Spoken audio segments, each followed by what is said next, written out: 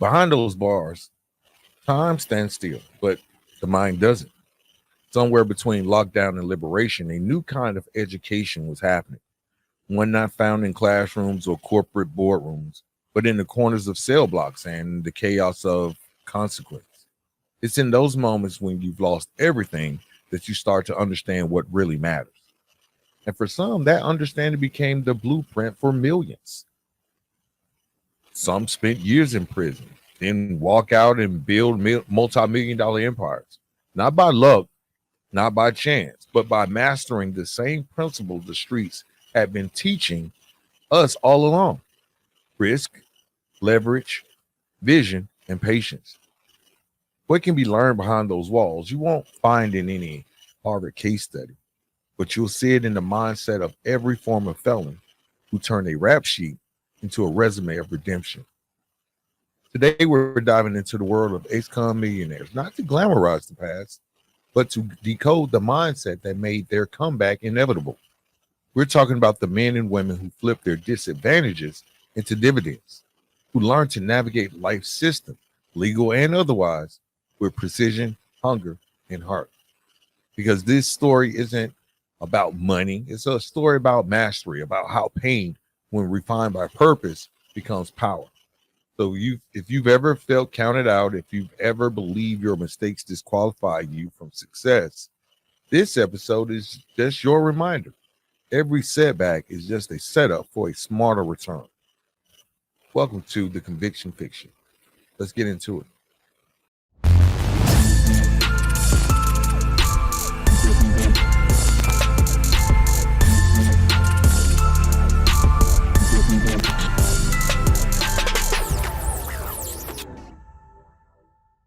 Welcome back to the Conviction Fiction. I'm your host, Antoine Rivers, and today we're going to talk about starting over, and starting over big. I mean, really big, because from cell block to boardroom is possible.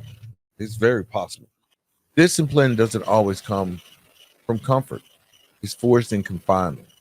Inside prison, time moves a little bit differently. Every day is structured, every move monitored.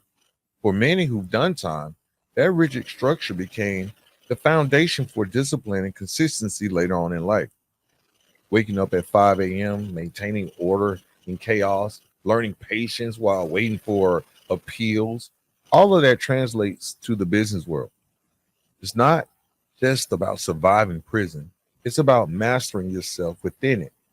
When you've endured that kind of pressure, handling a boardroom or a business setback becomes quite manageable.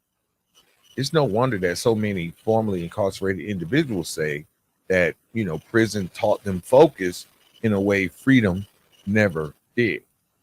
So let's just reimagine the hustle, because street life demands sharp instincts. In that world, success depends on reading people, assessing risk, and pivoting fast when things change. Those same skills, minus illegal activity, become priceless in entrepreneurship. Former hustlers turn that energy into negotiating contracts, analyzing markets, and spotting gaps before anyone else does. They know the value of time, supply and demand, and trust built through action. The hustle never lived, it just evolved. The same way someone once figured out how to turn a quick deal on the block, they now learn to flip property, scale a brand, or build a digital business with the same intensity and strategic foresight. Now, of course, with that being said, we have an unconventional network of connections. It can be the determining factor of everything. Connections inside, they are pretty much a double-edged sword. Some people leave prison and never look back. Others stay connected to those who also turn their lives around. Collectively, those shared experiences create a network unlike any other, a mix of loyalty, lessons, and cautionary tales. The man you met in the library or on a prison work detail might become a future business partner, a podcast guest, or mentor. There's a certain code among those who've been through the fire. Authenticity is currency, and loyalty is gold. In the legitimate world, that same authenticity builds trust, reputation, and longevity in ways money can't even buy. So that's what we're talking about today. Having that millionaire mindset, having a mindset shift beyond bars. Um, when your freedom is stripped away, all you have left is your will. That no quit mindset, refusing to give up no matter how bleak it looks, becomes a superpower in business. Formerly incarcerated entrepreneurs understand failure intimately. They've lost years, opportunities, relationships. So when a deal falls through or a product flops, they don't collapse, they recalibrate. That same inner fire that got them through lockdown nights becomes the drive that fuels late night business planning, tireless networking, and endless innovation. They know that nothing worthwhile comes easy, and they've already survived the worst. So we have to redefine success because many who come home after incarceration no longer chase success defined by societal rules. Their vision shifts from flexing material wealth to finding purpose and peace. And if this is you, please stay tuned. Because for us, success might mean freedom of time, maybe creating jobs for others, or simply being present for our families. This millionaire's mindset isn't just about commas in a bank account. It's about ownership of your time, your choices, and your narrative. These same men and women realize that legacy matters more than luxury. What we're trying to build are empires with a conscience, businesses that give back, inspire change, or rewrite the very stories that once confined us. Um, Ironically, the biggest stigma being a felon often becomes our greatest motivator. Every closed door should become fuel for innovation. We don't wait for validation. We can build our own tables. The mark meant to keep us out can become the spark that propels us forward. So, in a world that already doubts us, we can become obsessed with proving that transformation is not only possible, but it's profitable. That's the heart of the beyond bars mindset, that millionaire's mindset. Just taking what was meant to break you and using it to build something unshakable. Now, let's talk about market gaps. How do we identify market gaps? Because in prison, we leverage those same instincts, the same awareness that once helped someone understand underground economies now can help us spot legitimate opportunities. Many formerly incarcerated entrepreneurs come from overlooked neighborhoods. They understand what's missing because they live there, whether it's affordable housing, community-based fitness, or local tech solutions. They identify needs that traditional businesses ignore. That street perspective turns into market innovation, right? What once sustained survival now sustains a business model. Now, you have to build trust legitimately, of course, because after incarceration, trust must be built up brick by brick. I say it all the time. And in business, that means showing up, keeping promises, and over delivering. People watch your actions, not your words. For many ex-felons that are now business owners, transparency is their redemption strategy. They don't hide their past, they own it. And in doing so, you build credibility stronger than any resume ever could. Once you've learned the hard way that reputation is currency, every deal, every handshake, every satisfied client is basically another deposit in that account of legitimacy. Now, of course, I can go on all day about how prison taught patience and process.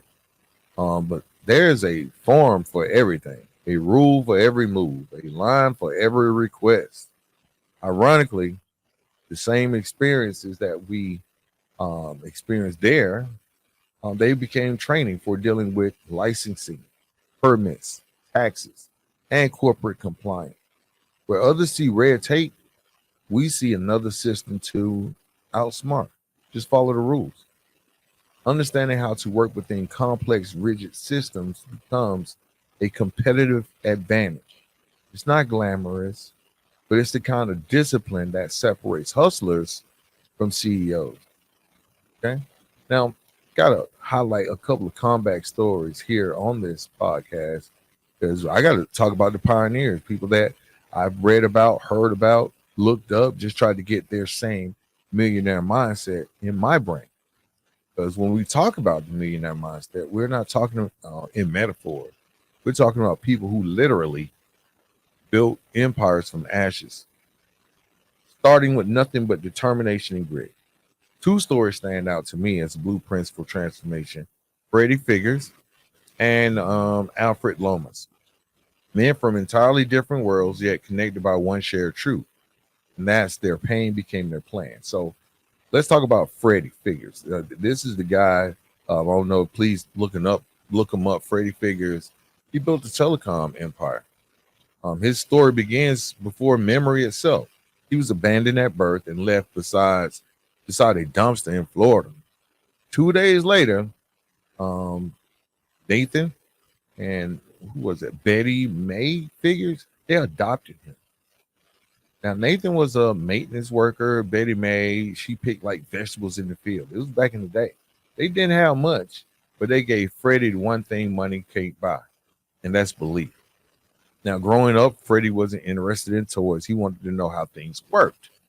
He took apart radio, rewired appliances, and at just 9 years old, he found a broken Mac, old Apple computer that most people would have thrown away. And using a clock radio and just raw intuition, he soldered together pieces until it powered back up. And that moment didn't just repair a machine, guy. It sparked a mind built for innovation. Now, with that story, Freddie pretty much by the age of 12 was fixing computers for his school after hours. And then the mayor of the town noticed his skills, hired him to repair computers for City Hall. Not long after, Freddie wrote a software program to monitor the city water pressure. And by 15, he dropped out of school to start his own business repairing computers out of a shed in his backyard. No capital, no investors, just raw skill and audacity. Now, this guy, Freddie, like I said, he was left by a dumpster. At 16, he founded Figgers Communication, and by 19, he launched Figgers Wireless. He applied for a FCC license to provide internet to rural, underserved communities and became the youngest telecom operator in America at just 21 years old. 21. Same guy that was left by the dumpster. But Freddie wasn't chasing headlines. He was chasing solutions. So when his father, Nathan, the guy that adopted him, developed Alzheimer's and he started to wander, Freddie built a GPS tracker into his father's shoe, complete with a two-way communicator where he could talk to his dad whenever he wandered off. That invention would later sell for $2.2 million in 2014. Not too long ago, about 8 years ago, almost 11 years ago. That sale marked the tragedy and triumph of Freddie's story, but it also revealed a deeper mission, right? Innovation rooted in love. He went on to develop a smart glucometer after losing an uncle to diabetes, a device that automatically sent glucose readings to doctors and family in real time. Technology designed to save lives in the very communities where such care was once out of reach. Now, this guy's empire grew from that same core philosophy. Use technology to serve people who've been overlooked, especially in Black and rural communities. Today, Figgers Communications remains one of the only Black-owned telecom companies in America. Proof that genius can come from the most unlikeliest places, a dumpster, and that a man abandoned at birth by a dumpster could grow to build a legacy worth millions, powered by purpose. Now, this journey isn't about luck or IQ. It's basically about imagination. It's about believing that broken beginnings and still produce brilliance. This story, just one story, like it's the perfect example of what happens when the survivor's mindset meets an innovator's vision. Now, Alfred Lomas, his story is a little bit different, right?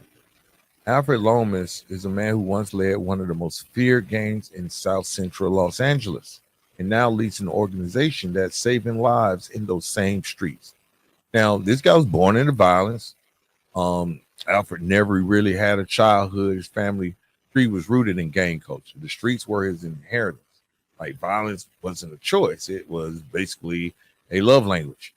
By 13, he was jumped in, of course, fighting, gang members to get initiated to prove he could survive the life that would nearly kill him. He rose through the ranks, eventually becoming a leader responsible for networking deals between gangs and running operations that thrived on fear and loyalty. Now, behind all this bravado were scars like stab wounds, bullet wounds, and emotional wounds that went untreated for decades.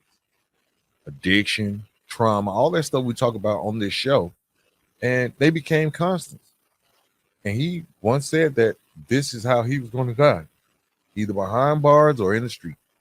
It wasn't a boast, it was basically resignation. But then came a miracle, not dramatic, not cinematic, just this quiet intervention.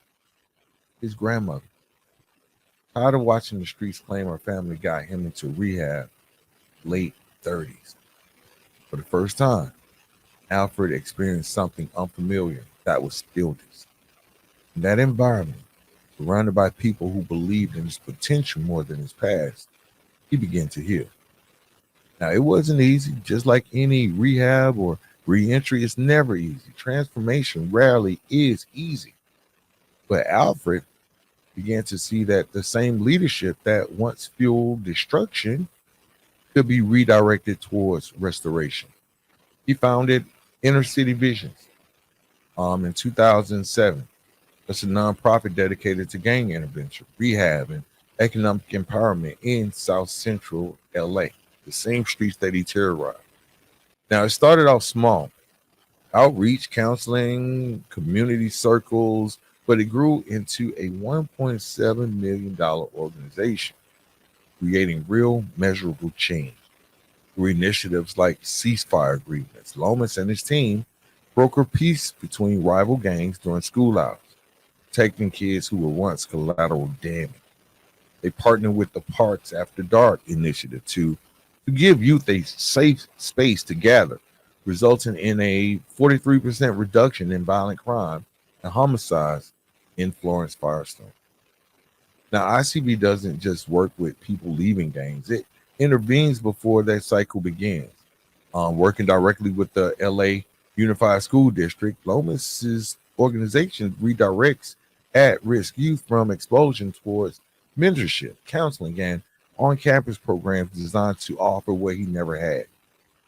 That was option. And because he lived it, Alfred speaks with authority no outsider can match. He knows what gang life offers: belonging, power, protection, and he also knows the cost. His lived experiences allow him to negotiate from peace from within, not as a threat, but as a brother. He once said that transformation from within, that's what real change looks like. And I couldn't agree with him more. At 60, Alfred is still on the streets, not as a soldier of destruction, but as a guardian of the next generation.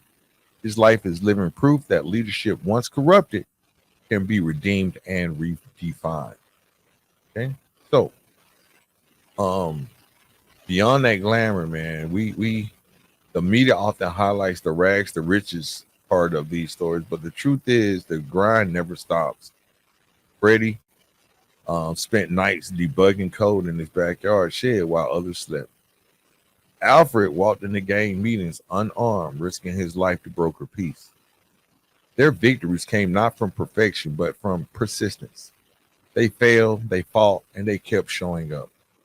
Now, this is what millionaire really means. Not just the money in your bank, but the value you pour into your purpose. It's not about escaping your past. It's about transforming it into a platform for impact. Now, both Freddie and Alfred are more than entrepreneurs. They're architects of change. Freddie pretty much invests his time and money in underrepresented innovators, funding scholarships and mentoring youth in STEM. Alfred creates job pathways for former gang members and teaches conflict resolution in school. They both embody the evolution of experience from broken to built, from lost to leader. Now, their lives should remind us that wealth without purpose is empty. Real success is about giving others the blueprint you had to build from scratch. And that's what makes these stories timeless. They're not just about overcoming adversity. They're about redefining what's possible when you take the very things meant to destroy you and turn them into the foundation for something extraordinary. Right? Now, this kind of is a lesson for everyone.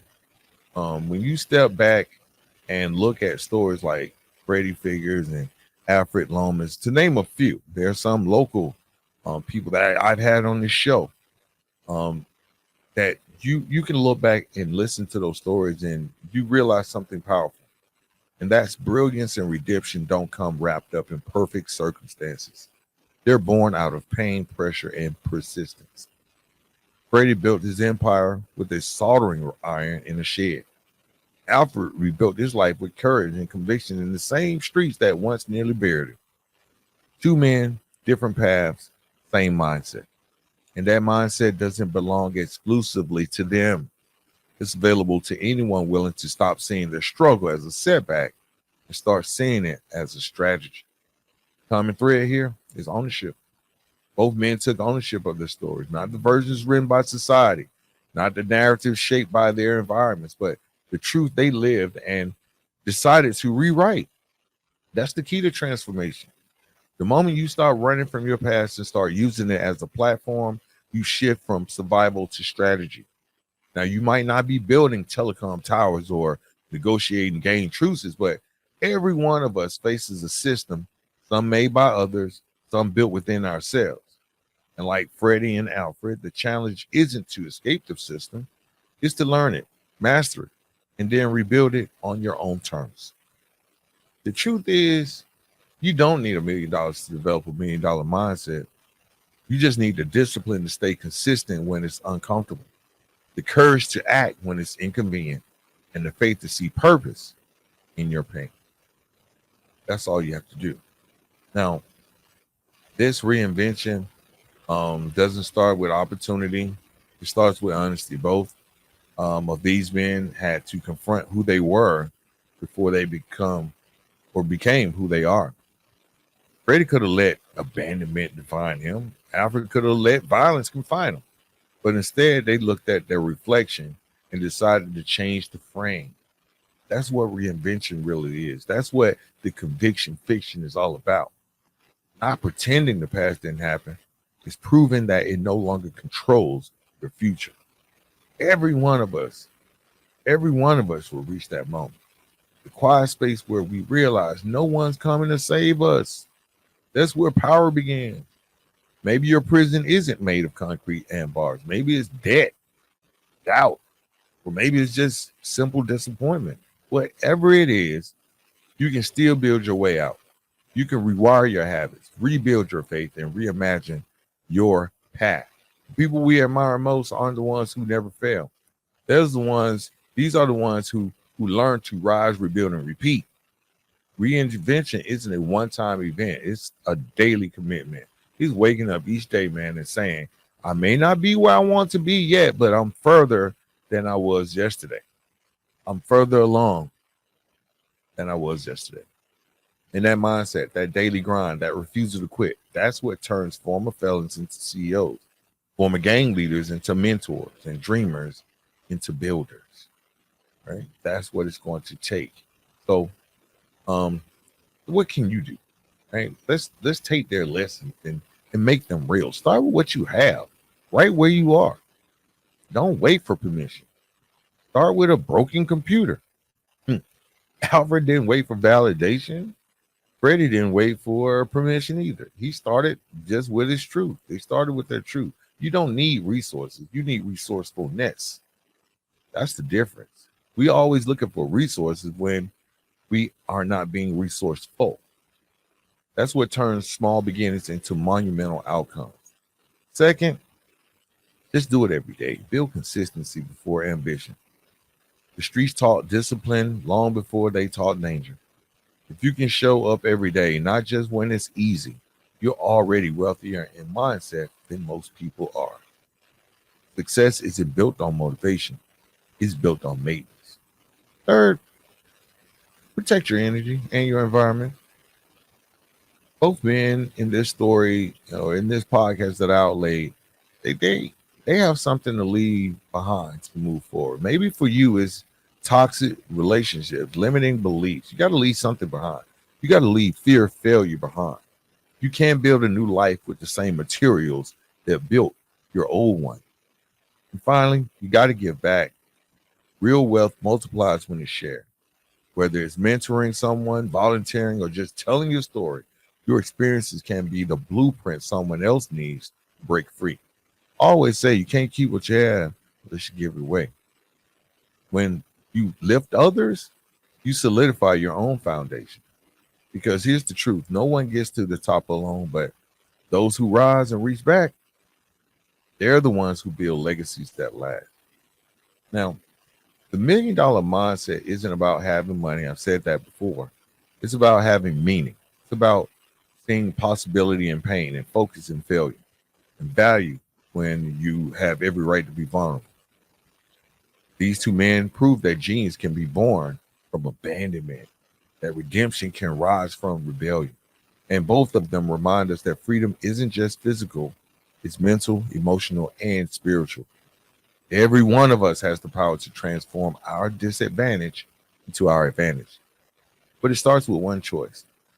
We have to believe that our story isn't over and that our next chapter can outshine the last one.